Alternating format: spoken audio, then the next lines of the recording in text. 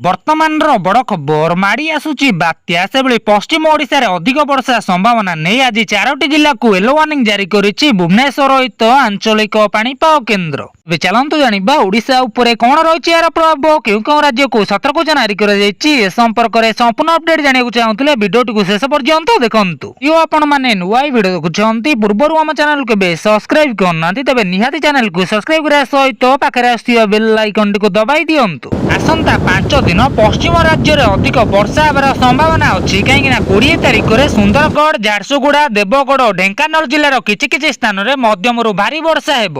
କାହିଁକିନା 21 ତାରିଖ ଓ 22 ତାରିଖରେ ବି ପଶ୍ଚିମ ଓଡ଼ିଶାର କିଛି କିଛି ସ୍ଥାନରେ ଅଧିକ ବର୍ଷା ହୋଇପାରେ, କାହିଁକିନା ବରିଷ୍ଠ ପାଣିପାଗ ବିଶେଷଜ୍ଞ ପ୍ରଫେସର ସୁରେନ୍ଦ୍ରନାଥ ପଶୁପାଳକ ଏଭଳି ଆକଳନ କରିଛନ୍ତି। ସେହିପରି 21 ତାରିଖରେ ସୁନ୍ଦରଗଡ଼, କନ୍ଧମାଳ, ନୂଆପଡ଼ା ଜିଲ୍ଲାର କିଛି କିଛି ସ୍ଥାନରେ ଭାରୀ ବର୍ଷା ହୋଇପାରେ। ସେଭଳି 22 ତାରିଖରେ ସୁନ୍ଦରଗଡ଼ ସଂଲଗ୍ନ ଅଞ୍ଚଳ ଓ 23 ତାରିଖରେ ଛତିଶଗଡ଼ ସଂଲଗ୍ନ ଅଞ୍ଚଳର କିଛି କିଛି ଅଞ୍ଚଳରେ ମଧ୍ୟମରୁ ଭାରୀ ବର୍ଷା ହେବାର ସମ୍ଭାବନା ଅଛି। ସେହିପରି ସେପଟେ ଦକ୍ଷିଣ ଓଡ଼ିଶାରେ ଆସନ୍ତା 5 ଦିନ ପର୍ଯ୍ୟନ୍ତ ବର୍ଷା ନାହିଁ, କାହିଁକିନା ବର୍ଷା ନଥିବାରୁ ଜମିରେ ପାଣି ବାନ୍ଧି ରଖନ୍ତୁ। ପାଣିର ଅଭାବ ପାଇଁ ଧାନ ରୁଆ ହୋଇପାରୁନଥିବା ଅଞ୍ଚଳରେ ମାଣ୍ଡିଆ ରୁଆ ଭଳି ଧାନ ରୋଇବାକୁ ପ୍ରଫେସର ପଶୁପାଳକ ପରାମର୍ଶ ଦେଇଛନ୍ତି, କାହିଁକିନା ମଝିରେ ମଝିରେ ବର୍ଷା ହେଉଥିବାରୁ ଗଛ ମଉଳିବନି ବୋଲି ସେ କହିଛନ୍ତି।